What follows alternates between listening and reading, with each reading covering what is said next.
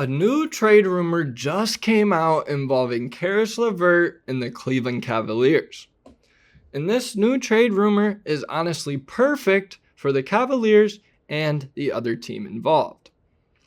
The Cleveland Cavaliers have had an influx of guards recently, and it might be time to move on from one or maybe two guards.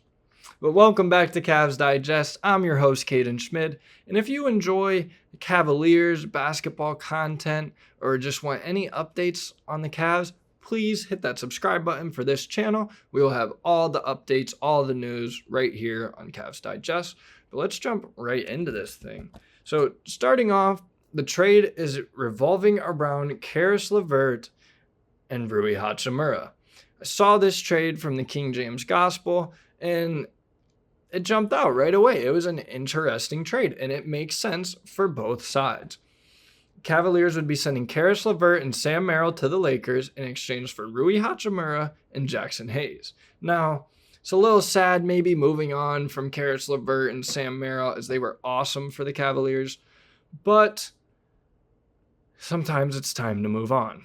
And I think that time is now for Caris LeVert. Sam Merrill was just getting started, but he would be the filler in this trade. And in a trade like this, you got to go do it. So let's go jump over and look at the stats for Rui Hachimura from last season. So he averaged 13.5 points per game, 4 rebounds, an assist, and then half a block and half a steal per game.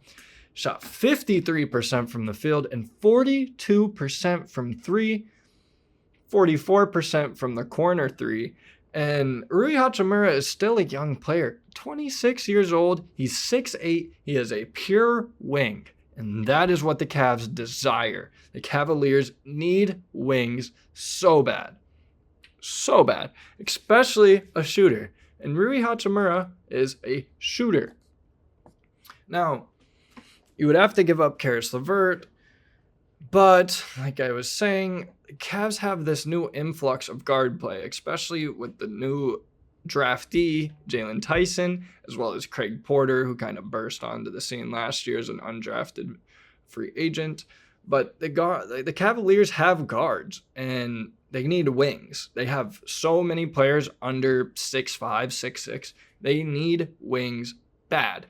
This solves a little bit of that problem. It's only one, but they're getting rid of 2 guards, 2 players below 6'5". They need some more size outside of Evan Mobley and Jarrett Allen, and they're also getting back Jackson Hayes in this proposed trade, which is huge. Let's jump back over to the stats. Look at Jackson Hayes. Not the best. Not going to sit here and say that these stats are amazing, but Jackson Hayes did not play that much, and he played a specific role, and his role is to roll to the hoop. He is uber athletic at 7 foot, insanely athletic at 7 foot, and he's a great player, Jackson Hayes is. Now, like it says here, he likely wouldn't play much, but the Cavs do need a backup center. He could be the only backup center the Cavaliers get if this trade would go through, and he could be playing. And you could see similar comparisons to Jarrett Allen. They're not close as like a player in general, but just kind of the way they play is kind of similar. Hayes will be rolling to the hoop, catching lobs. That's his game. And the Cavs need a backup center. So anything you can get, you take. And I think this would be great for the Cavs. It's a young, upside, athletic center. Why not, right? Why not? Now, getting rid of Caris LeVert does kind of stink. Just a little bit, because he was the sixth man, and he was in that Orlando Magic series last year, or this past season. He was one of the only players that showed up in certain games, but he's so inconsistent. He's creeping up to become 30. Doesn't shoot that well from the 3, but he's a great scorer, but 32% from the 3 leaves quite a bit to be desired for a scorer. And 42% from the field isn't that great either. I mean, it's an Ohio boy. We love having Caris LeVert on the team, but when an offer like this shows itself, you got to take it. And I think the Cavs should jump all over this. Now, these are Rui Hachimura's career stats. And as you see, he started off in Washington and then got traded to LA. But the scary part about Rui is a lot of injury concern. Just got injured in this past Olympics. We saw him. It was a small little leg injury, but still, those things add up. And as you see, highest games played in a season was 68. He played 63 in the season. He was traded mid-season to Los Angeles. But averaging 13 points a game is very serviceable. Very serviceable. He shoots very well from the field. And it's progressively gotten better. I mean, look at his three-point percentage. It was at 28 his rookie season, and he shot 42 last year. Now, the attempts, too, he's shooting more, and he's making more. So you can't go wrong with that. Got traded halfway through, not this previous season, but the season before that. Started off as a Wizard, averaged 13 points a game there, 4 rebounds, nothing too special. Got traded to the Lakers, kind of fell off a little bit. They didn't play him as much. But he's still got upside. He's only 26 years old. He's a 6'8" wing that can score. His defense leaves a little to be desired, but when you have Jarrett Allen and Evan Mobley on the back half, your defense doesn't need to be perfect. Just don't leave people wide open. But Rui Hachimura still has potential. This could also be the best he ever is, but he has potential. He has upside. Now, Jackson Hayes also has potential and upside. Never has really played too big of a role. I mean, most minutes per game was 20. He averaged 9 points, 4 rebounds. And he started 28 games that season out of 70, but he's on the court. He's not the same as Rui. He's not much injury concerns.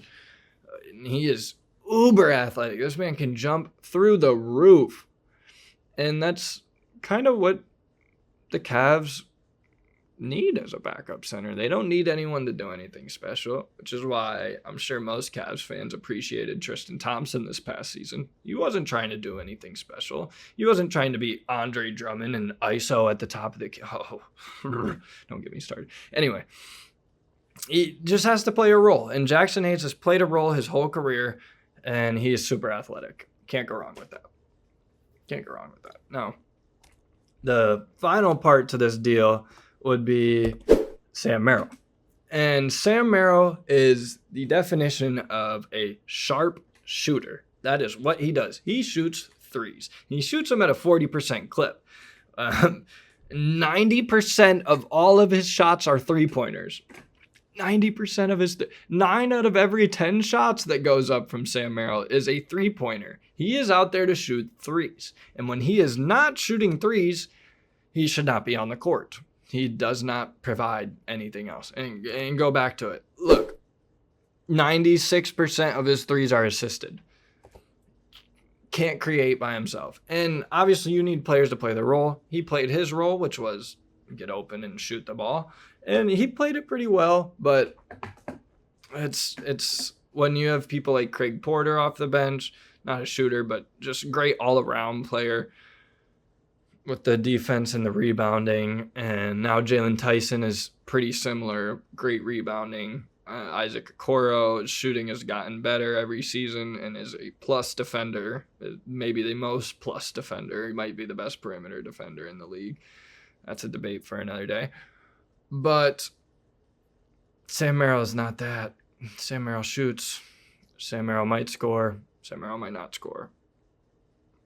It was nice to put him in, and he would hit a flurry of 4 threes in a row every 12 games or so. But you get offered a Rui Hachimura and a Jackson Hayes, you can throw in Sam Merrill, and it's fine. And that works for the Lakers. They have LeBron. Sam Merrill is might have been made in a lab to play with LeBron. It's stuff like that. So I think it's a good trade for both sides. I think both sides are interested. And I think the Cavs would honestly be the winners of this trade because they get a wing and they get a backup center while freeing up a role for Jalen Tyson to develop into, who knows? develop into who knows. But he looked great in Summer League. You got to give him a chance. Craig Porter was awesome last season. Sadly got hurt right before the playoffs. Didn't get to see him in the playoffs. Don't know if he would have played, but they did need a backup guard, so he probably would have.